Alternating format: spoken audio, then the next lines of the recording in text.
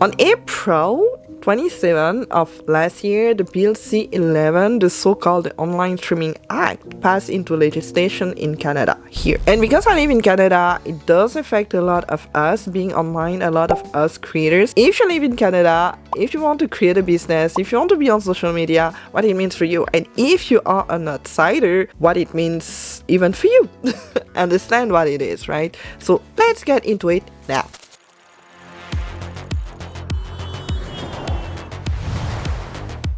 What the bill pretty much compels platforms like Netflix, YouTube, Spotify to do is to add more Canadian content as well as contributing financially to any type of productions being done here in Canada. And on top of the algorithm that already pretty much self-regulating any type of content that you can be interested in watching, you're gonna have the CRTC, which is the Commission of Radio and Telecommunication here in Canada. That's gonna be the one to regulate any type of content being promoted here in Canada. There's a lot of issues that it can bring, and I think there's a lot of Canadian creators that actually brought that topic onto the parliament here to kind of discuss about it and not making it happen, because when you have algorithm that already does pretty much a natural thing, which is to discover and pretty much help people to be discoverable by people that are naturally wanting to see and watch your content, you pretty much have done the work with the algorithm, and we know that it's not even perfect. So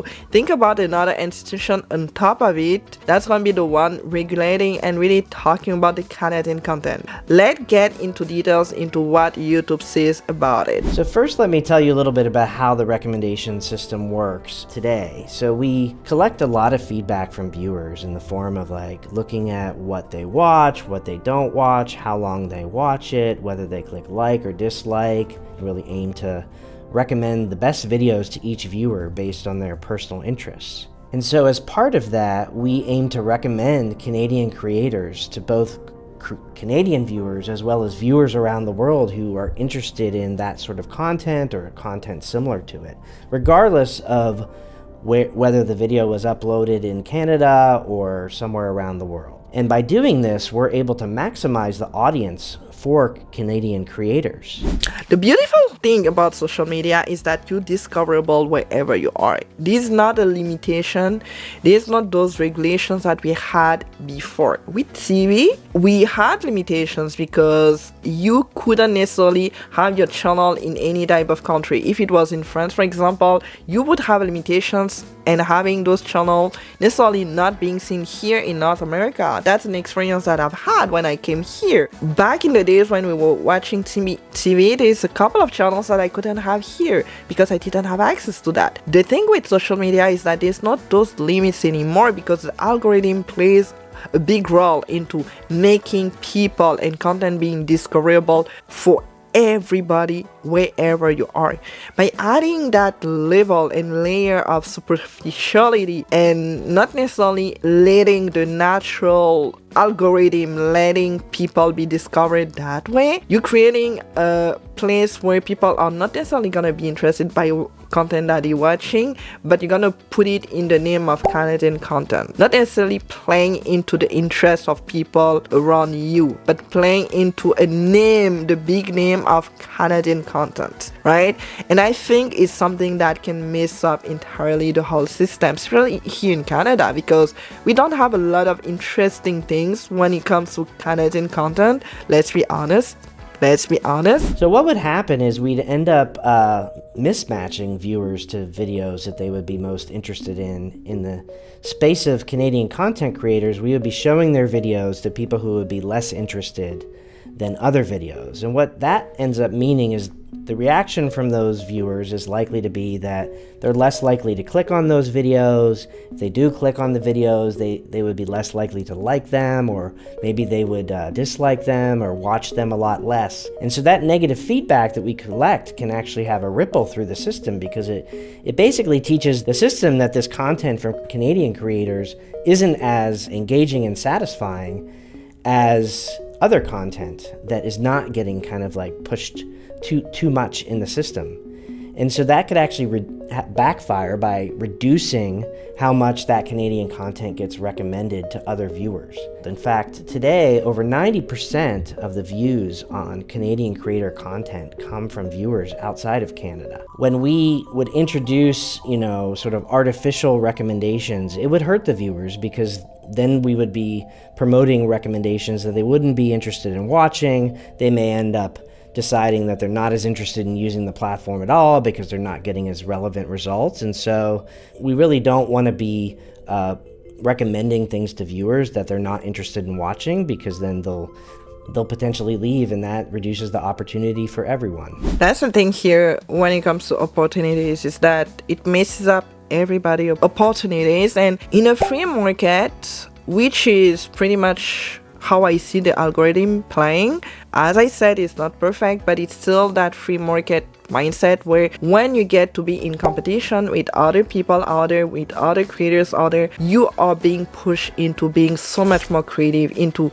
sending out more with your own unique ideas. And by getting in front of challenges like that, you're getting more creative. And that's how free market pushes people and removes people that are not good enough, and getting to strength people, or just bring more strength to people that are already creative and that can develop that even more and more and more. And I think the idea here, especially in Canada, is that we don't have enough competition. And by creating that kind of rule, I was having that debate or just discussion with my boyfriend because I was researching for the topic, right? And I was wondering what were our strengths, like being Canadian here, what are the skills that we can play internationally, things that we do internationally speaking that are being known for being like super Canadian. It's because Canada itself doesn't create that environment where you have a competition, when you have that entrepreneurship mindset, where people don't push themselves enough. And the idea of creating a business here is something that is pretty much rare, to be honest. When you start working and talking about creating a business, you're gonna have honestly a handful of people having that similar mindset. And you have smaller communities here of entrepreneurs. We have one institution regulating the whole electricity within Canada, Hydro-Québec. That's how we call it. To the point of last year, we had a icy rain that messed up in the entire electricity system here. So we didn't have an electricity for a couple of weeks, and you had just one institution, one company that could take care of it, which was Hydro-Québec. And that's why we had to wait for so long to be able to have the electricity back. When we got even into that deeper, we understand and realize that actually they didn't work on those infrastructure for years and years and years and years. They didn't invest in that. And at some point you have to question that. Why is that? They don't have competition, so they don't care. Where are you gonna go to get your electricity if not Hydro-Québec? The same goes with every mentality here for every person looking to start a business. You're not gonna find a lot of people working with that same mindset of entrepreneurship, because entrepreneurship is what is creating value, creating something different, creating something original, creating something that is unique enough for people to come to you and literally buy your product, buy your services, and anything like that, right? If we don't have the mindset of being creative, what's gonna happen for the rest? You're not gonna have a lot of people or enough people to actually sustain the creators economy in Canada. And by adding more systems where you want to make people and make it easier for people here, you're actually hurting them more, because by making it easier, people don't want to have to create more if they don't even see any opportunities. United States, it's right next to us, right? You have a lot of creators. When they have that opportunities, they move there.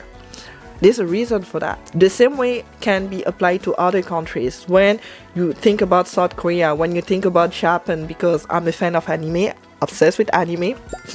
The last one I'm watching is JoJo's Bizarre Adventure. So cool. I'm gonna talk about it because it's way too cool. You have the anime culture, which is pretty much known as being a part of the Japanese culture. They fostered it. It was a skill that they developed to the point where you watching an anime, you can make a difference between an anime from Japan and something that is the animation, for example. You can make a difference, you see the difference because they got so good at it. Same thing goes with South Korea now. When you think about BTS, when you think about Korean pop, when you think about Korean dramas, they made it popular not by enforcing people to watch that, but by making it so much more interesting that people could relate to it. No matter where you are, they don't see necessarily a race, they see people they can relate to, and that's how I feel when I watch Korean dramas. And they got those recipes from American, and they saw the opportunity here that they literally seized the opportunity of making popular just because United States don't care about making good movies nowadays. They suck at it. It's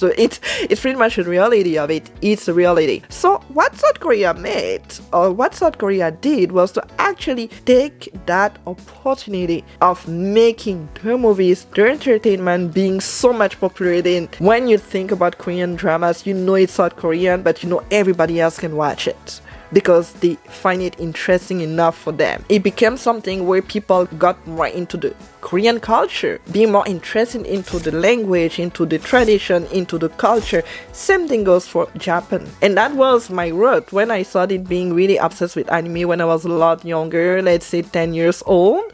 I grew up with it, and it was a part of just me at the end of the day, but I knew it was Japanese first. Same thing goes with South Korea. I grew up with Korean dramas, I grew up with Korean pop before it got so popular. And I think for Canadian, it's the same thing. How can you make it more interesting?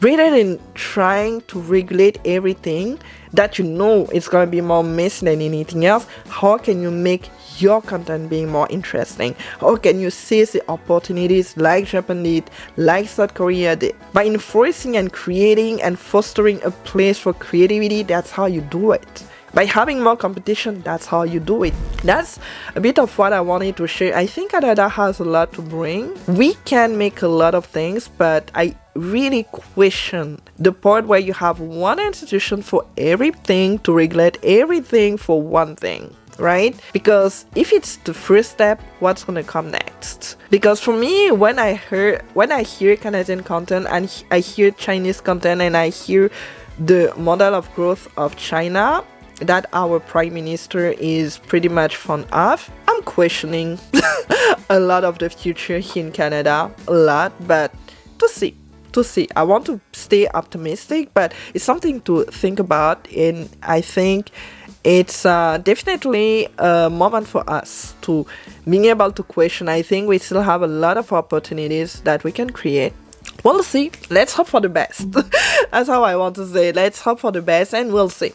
But I hope you find it entertaining, interesting. You learn something out of, hopefully. And if you want to create, you want to share more of your journey here as a creative, you have something to say, definitely let me know down below. I love to be able to hear more of you and create interviews and having people to learn more, not only from me, but from everybody here online that was able to do something and create something, right? And if you are interested in working with me, everything is going to be down below as well. And if you want to see more of that content of this beautiful channel, feel free. You are invited, not forcing anything, you are invited. And if you are invited, you know what to do. Leave your comment down below, like, give it a thumbs up, subscribe, anything that you feel like doing. So I'm gonna see you for my next video, and until then, like I say all the time, smile because it's free and contagious in a good way. Bye.